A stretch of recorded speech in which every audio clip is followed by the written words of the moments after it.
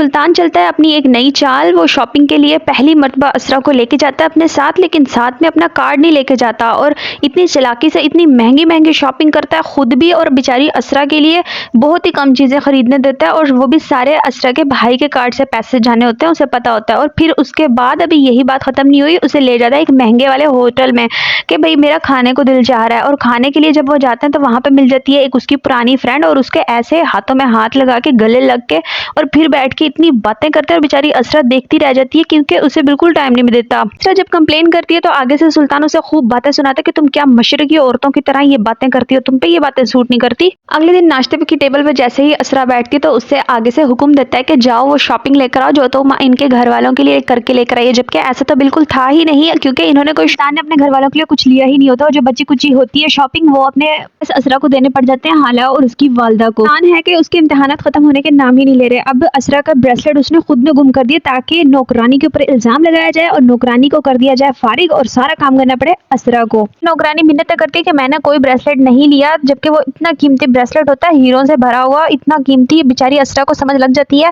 कि ये इस नौकरानी के काम नहीं है, वो कहीं और गुम हुआ है। खान की वालदा जब घर किचन में काम कर रही है तो वो अपनी बेटी हाला को कहती है बेटा आओ मेरे साथ हाथ बटाओ, तो आगे से कहती है मुझे इन कामों में बिल्कुल इंटरेस्ट नहीं है, ये आ तो गई है आपकी बहू, इनसे कहें ये आपका हाथ बटाएंगी और मैं अब पढ़ने जा रही हूँ। डॉक्टर परीजे का बहुत ख्याल करती है, उसे टाइम पे मेडिसिन वगैरह दिवाती है और उसके साथ इतने अच्छे से पेश आती है कि परीजे की हालत ठीक होने लग गई है। वो कुछ कुछ बताने लग गई है सुल्तान के बारे में डॉक्टर को। और अमरा ने अपने भाई से फरमाइश की थी बड़ी गाड़ी की, वो देना चाहती है सुल्तान को गिफ्ट, वो भी उसकी बर्थडे पे, और गाड़ी बिल्कुल आ जाती है फाइनल तौर पे। सुल्तान को जो चाहिए होता है वो असरा के तरीके से वो हासिल कर रहा है। अपने घर वालों के साथ एक बहुत ही बड़े शानदार किस्म की बर्थडे सेलिब्रेशन रखती है, और गाड़ी को जैसे ही गिफ्ट की चाबी देती है तो वो आगे से कहता है कि मैं ये गाड़ी नहीं ले सकता, ये तुम ले सकती हो लेकिन मैं इसे कबूल नहीं कर सकता, बिल्कुल भी अच्छा नहीं लग रहा ऐसा इतना महंगा गिफ्ट लेना। तो इस बात पे असरा की वालदा बहुत खफा होती है क्योंकि इतने बुरे तरीके से इसने जो रद्द किया गाड़ी की पेशकश। अंदर से सुल्तान खूब जानता है कि ये गाड़ी उसके पास आ जाएगी क्योंकि ये उसकी सबसे बड़ी ख्वाहिश है, लेकिन वो सुल्तान है जो कि एहसान नहीं लेना चाह रहा असरा के घर वालों से बिल्कुल भी। बेचारी इतनी खुश होती है लेकिन उसकी इस हरकत के बाद उसका दिल भी बहुत छोटा हो जाता है और वो चुपचाप अपनी पुरानी गाड़ी में चली जाती है। भाई और भाभी और साथ में उसकी माँ देखती रह जाती है कि ये हमारे साथ हुआ क्या है,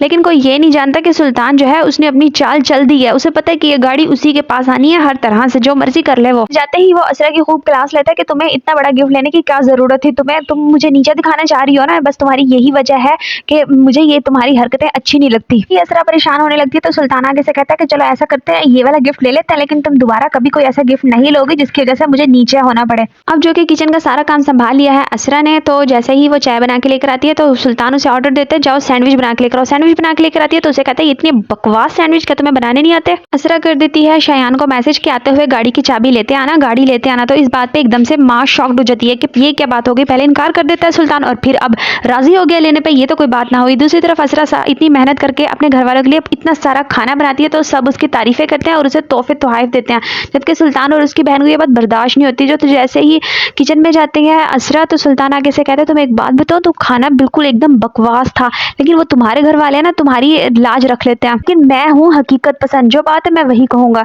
तो वो अगले दिन असरा को ले जाता है घुमाने के लिए। असरा को बात समझ लग जाती है कि ये अंदर ही अंदर से खूब खुश है। जैसे ही वो घर आते हैं घूमने के बाद तो धक्के दे के मारता है सुल्तान का बाप अपनी बीवी के, और वो जाके पड़ती है कदमों में असरा के। तो इस बात पे असरा बहुत ही ज्यादा परेशान हो जाती है कि इनके घर में किस कदर। असरा है अनजान अभी इस हकीकत से कि सुल्तान की ये सगी वालदा नहीं है। जैसे ही उसकी वालदा नाम लेती है क्या करेंगे ये मेरे साथ, इसी तरह करेंगे जैसे कि अभी इतना ही कहना होता है कि सुल्तान इतनी बुरी तरह से चुप करवा देता है, और ये बात असरा को अच्छी नहीं लगती है। असरा समझाती कि आपने ऐसा नहीं करना था, तो आगे से सुल्तान गुस्सा करता है कि तुम होती कौन हो मुझे ये वाली बात बताने वाली, तुम ऐसा करो तुम यहाँ से चली जाओ। तो असरा परेशान होती है कि मैं जाऊँ तो जाऊँ कहाँ। असरा वापस उसी कमरे में जाती है जहाँ पे उसने पहली मरतबा मुतासिर हुई थी सुल्तान की डिग्रियां देख के, और वो सोचती है कि किस कदर मेरे लिए मुश्किल बना दिया है ये इम्तिहान पास करना सुल्तान ने। असरा अभी सुल्तान के पास बैठी होती है तो वो आगे से कह देता है कि ये तुम्हारे हाथ के नेल्स कितने बड़े हैं, ये तुम पे अच्छे नहीं लगते, बेहुदा फैशन करना मुझे बिल्कुल पसंद नहीं है। असरा अपने रूम में जाती है और देखती है कि उसे नेल इतने पसंद होते हैं, सब उसके हाथों की तारीफ करते हैं, लेकिन उसे अपने नाखून काटने पड़ते हैं, कुर्बानी देनी पड़ती है अपने नाखूनों की। बेचारी रोते हुए उन नाखूनों को काटती है तो सुल्तान जाता है जैसे ही परीजे को पूछने के लिए, तो साथ में नर्सेज मना कर देते हैं कि डॉक्टर साहब ने मना किया। डॉक्टर के पास जाते हैं सुल्तान तो डॉक्टर कह देती है तुम्हें बिल्कुल नहीं मिलना है इस पेशेंट के साथ, क्योंकि जब भी तुम मिलते हो उसे हार्ट अटैक होने लग जाते हैं। सुल्तान वापस घर आता है तो साथ में पूछता है असरा से कि चलो तैयार हो जाओ, मैं तुम्हें तुम्हारे घर छोड़ के आऊँगा। तो घर जाती है असरा, तो उसके नेल्स देखते हैं उसकी वालदा, और इतना परेशान होती है कि बेटा ये बहुत सारी कुर्बानी देनी होती है लड़कियों को अपना घर बसाने के लिए, जो कि तुमने भी दी है। फरीज़ा बता देती है डॉक्टर को अपनी सारी कहानी कि बचपन का बदला किस तरह से सुल्तान ने उसके साथ लिया, एंड शादी के वक्त उसे भगा के ले आया और उसके साथ निकाह नहीं किया।